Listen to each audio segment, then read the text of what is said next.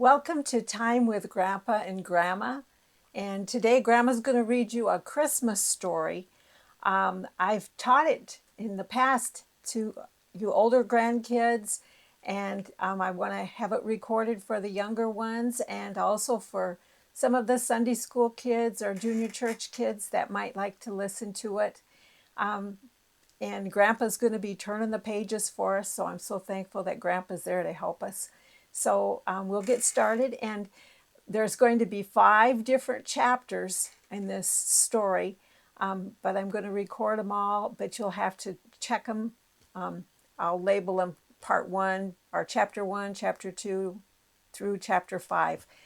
You'll have to watch them that way, because if I read the whole story, it would be an hour, and Grandma will need some water in between there. And plus, maybe you won't be able to sit that long, so you might want to watch it in segments. But it's a very exciting story, so you older ones might like to listen to the whole thing. So anyway, let's get started. It's called Whiter Than Snow, and this story was written by Patricia St. John's, and this is called From Treasures in the Snow. Okay, we'll get started. The mountains are very steep and almost always covered with snow in the winter in the beautiful land of Switzerland. It was one such cold, snowy morning that a young girl stretched one arm after the other over her head and yawned. It was a cozy, warm feather bed and an eider-down quilt that she was snuggled under. Annette turned over and was about to go off to sleep again when suddenly she sprang out of bed, remembering that this was Christmas morning. She must not be late at getting breakfast ready. Her father would be coming in from the barn, cold and hungry, and grandmother always expected her coffee to be ready when she hobbled into the kitchen. Annette took time to arrange her long blonde braids, shivering. Then she threw a shawl around her shoulders and turned to look at the little 5-year-old brother she supposed was still asleep in the other bed.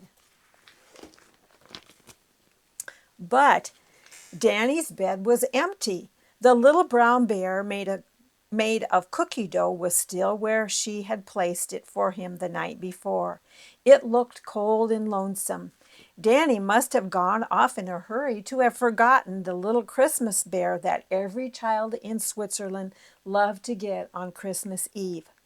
Drawing her shawl closely around her shoulders, Annette hurried down the long flight of steps into the warm kitchen. There she saw Danny kneeling on the floor. Kneeling beside him, she saw her father, long legs beside Danny's short ones, and broad shoulders hunched over something in one of Danny's red slippers.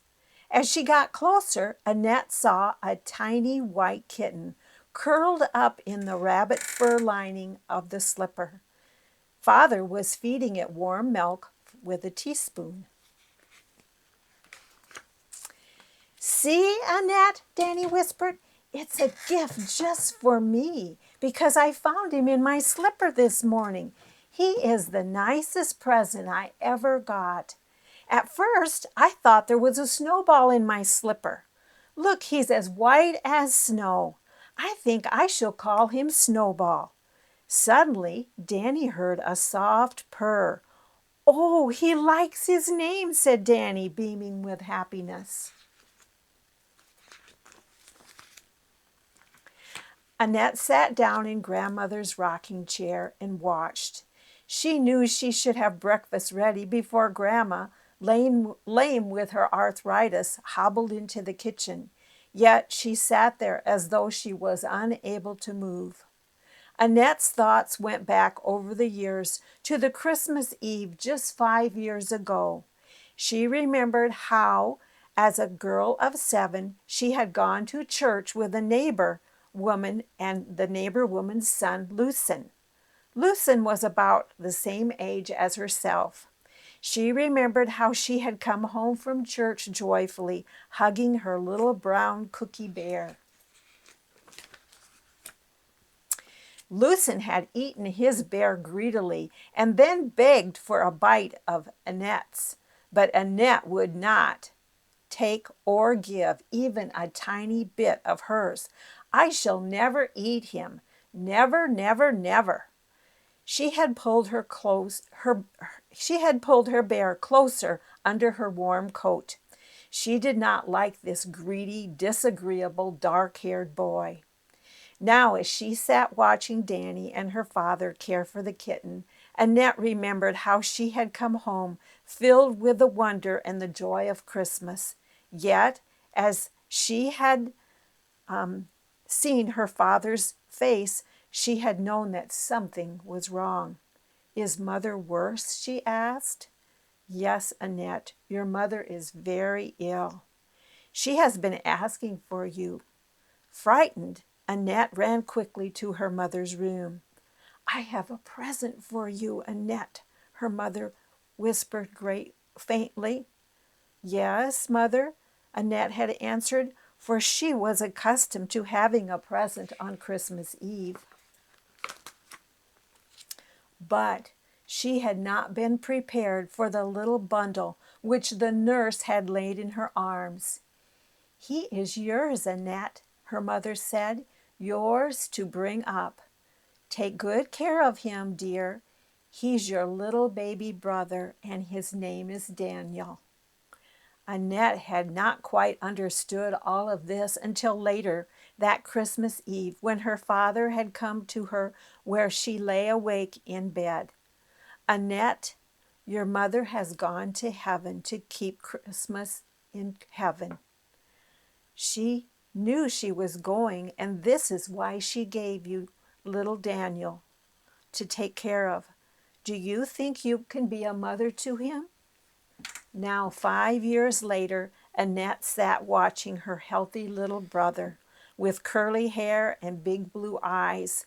She saw how tenderly he watched over the little kitten, and she thought, Mother would be pleased. Danny is a fine boy. Just then, Annette heard her grandmother coming slowly and painfully down the long hall to the kitchen. Grandmother had come to live with them after their mother had died, and even though she was badly crippled with her arthritis, she had been a great help to the little family. Annette roused herself and hurried to open the door. Do not scold, grandmother, she said. I shall have your coffee ready very soon. Scold? Who said I was going to scold? No scolding on Christmas Day. What have we here, Danny, eh? Danny explained how the little kitten was a present to him. But it must have been there a long time. Father says it was nearly frozen to death. But it is all right now, grandmother. See how it licks its fur to make itself nice and clean for Christmas? Grandmother, if my kitten had died, would it have gone to heaven where my mother is? Oh, Danny, Annette said, what a question.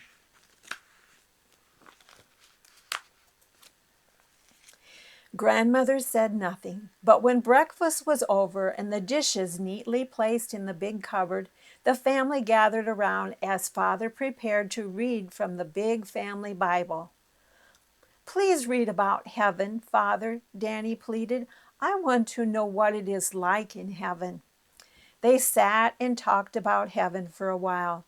There will be many wonderful things in heaven, Grandmother said, but some things can never be there. One of those things is sin. There will be no sin in heaven, and no person who has sin in his heart will be in heaven. All day long, Annette thought about what Grandmother had said. She thought about her great dislike for Lucien. This, she knew, was sin. But I just can't like that selfish, mean boy, she said to herself, and the sin remained in her heart. Jesus said, in my Father's house are many mansions. I go to prepare a place for you, and I will come again. It says that in John 14 in verses 2 and 3. When Jesus spoke of his Father, he was speaking of the true and living God.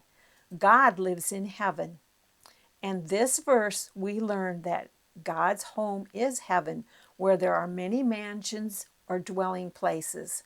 While the Lord Jesus was here on earth, he told us that he was going to return to heaven to prepare a place for those who belong to him.